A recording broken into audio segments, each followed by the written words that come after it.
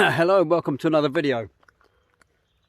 Bodiam or Bodiam, depending on who you talk to, Castle. Because I think it's Bodiam and Greg thinks it's Bodiam. You tell me, let me know in the comments if you know for sure. But yeah, tonight we are doing some Milky Way, hopefully, fingers crossed.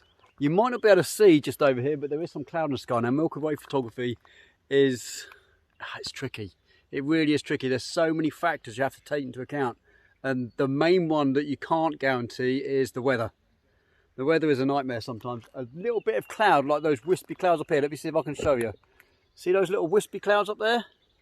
They will pick up ambient light from all over them. Because the type of photography that we're doing with Milky Way photography, we have to extend our shutter speed to somewhere around, well, personally with the lens I've got on there, I'll be able to go to about 15 seconds. Sometimes you might even have to go longer than that to get a Milky Way. It's going to pick up a lot of light, unfortunately. The light pollution, even if you've got nothing south of us. I mean, we've got Hastings, which is about 20 miles south of us in that direction, pumping out a little bit of light into the sky. These little clouds are going to pick that up. It's going to be an absolute nightmare. But the thing I'm going to do tonight is not just Milky Way photography. I'm going to try, fingers crossed, for a Milky Way time-lapse from day to night. And if it works, I'll know that by about 1 o'clock if it's going to work or not. Potentially into the morning when the sun comes up. So we're talking, it's now 9 o'clock. We've got sun going down over there, which is why I'm lit really nicely and the castle's lit really nicely. In about 20 minutes it's going to be completely gone, so I'm going to set up for a day to night to day time lapse, getting the Milky Way, hopefully. And that's tricky. I mean there's a lot of things that can go wrong with a time lapse anyway. There's a lot of things that can go wrong with, as I've just discussed, with Milky Way stuff.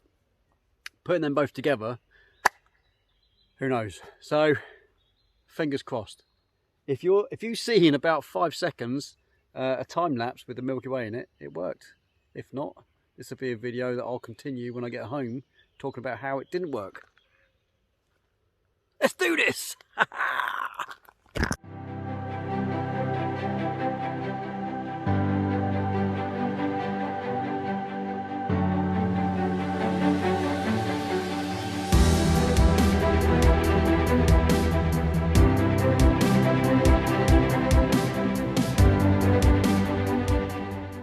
Okay, so as you can see, I did get the Milky Way just. So I'm not overly happy with the time-lapse I got. It was really difficult, conditions weren't great, and I wanted to come in on this video now and tell you why I'm not happy and how the conditions weren't absolutely fantastic. Because I know from Google that you can get a really good Milky Way from Bodiam Castle. You can just tell that people are getting it all the time. The problem was the weather. That little wispy bit of cloud, just a slight bit of cloud, it's like shining a light in your eyes. You can't see anything else past it. And Milky Way, because the Milky Way is so dull in the night sky, you need a proper dark sky sight. And any teeny bit of light pollution just doesn't work. So you find a nice dark sky sight and you have a little bit of cloud cover like we had the other night, and it's just completely ruined. Managed to pull out an image just from the time-lapse images I did, and managed to put the time-lapse together. There are a few jumps in the time-lapse. If you watch closely, there are 2 jumps. The reasons why there are 2 jumps is because we nearly gave up twice throughout the night. I mean, I stopped my time-lapse twice because couldn't see anything with the naked eye. Wasn't dark enough for the naked eye, and you know, there's so many factors that you have to take into consideration. We were there from, you know, we got down there at 8 o'clock and we were there till you know, nearly 2 o'clock in the morning. So, you know, it was a long slog, thinking that we're not getting anything, and then in camera could see the Milky Way, so we carried on, got some more bits and pieces. We didn't stay there till the following day because there was just no point. It wasn't going to do anything for us. We weren't going to gain any more from it. So with Milky Way photography, the reason why it's so difficult is because you have to plan. You know, not the night sky, stars are relatively easy to get.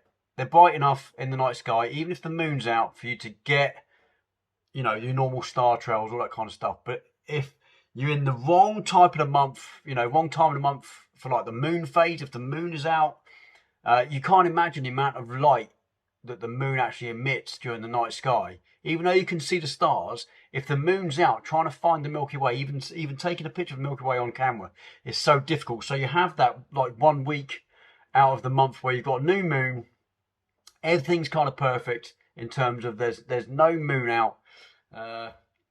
You know, so you have between March and October to get, you know, end of September, kind of October time to get the Milky Way. Then that 1 week in every 4, potentially you're going to get it in a dark sky site somewhere, if you can find a dark sky site. And then as from March onwards, as you get into summertime, you have less time at night because the nights are getting shorter and shorter, so you have less time to capture the Milky Way. So people think getting the Milky Way is really easy. Actually, it's not. There's so many factors taken into consideration. And then after all of that, you've done all your research into compositions, dark sky sites, the right time of the lunar moon cycle, and then you get to your location, set up, and there's just a teeny bit of cloud cover, and it's done. Absolutely done. You're not going to get it. It's crazy. So that's why I wanted to just come on and just explain how difficult it is to get the Milky Way. I want to do this as a workshop. I have done this as a workshop in the past, and we've got some really nice stuff down at Bratley View. This is an image I got. I did a bit of light painting on the tree. It was really nice. We were lucky. We were supposed to go to Durdle Door, and the reasons why since then I haven't done this as a workshop, because I'm really upset that we didn't go to Durdle Door because of the weather. Bratley View was going to be the best option to actually conduct the workshop and actually get something physical on camera of the Milky Way. We wouldn't have got it at Durdle Door because the weather was going to be too bad. So I feel like I let people down, which is why I haven't done the workshop since. It's so incredibly difficult to book these things in and then potentially have to pay people back a load of money. You know, from a business point of view, it's not a great business model when you take money from people and you have to pay them back because it's not going to happen. And I don't want to do that. But maybe I could write something in where we can work out some kind of way of getting something. I don't know. So there you go. That's you know, that's kind of it really. You know, I had a really good night at Bodiam.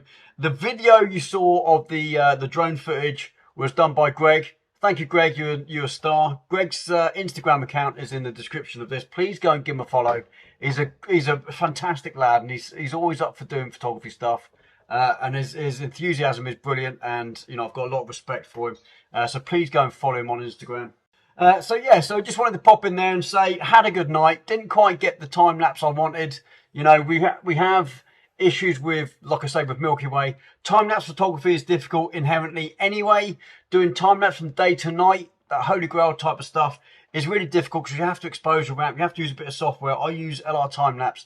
I am going to do a video on, I've already recorded some editing stuff for a different time lapse I did a few weeks ago. So I'm probably going to edit that and show you what I did in LR time lapse, show you how you create those day to night and how it calculates mathematically and varies your exposures. So when you expose your ramp in camera, you're not getting those jumping exposures. It actually calculates between certain points in your video, if you like, and actually smooths out the exposure. It's really clever stuff. Really, really clever stuff. So I'm going to show you that in another video. If you've got any questions, please leave them down below.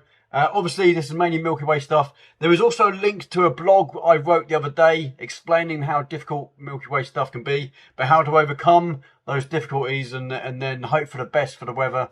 That's in a blog. That's in a link in the description. Please go and read that. It's a fantastic little bit of read. Only take you a few minutes, but it'll give you some really good insights into Milky Way photography. And please whack a thumbs up if you've got anything out of this video. If you're not subscribed to my channel and you like this content, please consider subscribing. Hit the notification bell so you'll updates every time I upload a video. This is my book. There's a link to this book. It's about Portsmouth. This is the Portsmouth as seen from Andy Hornby as I go around Portsmouth and shoot lots and lots and lots of different things. That is available on Amazon if anyone's interested. Take care, guys. See you soon. Bye.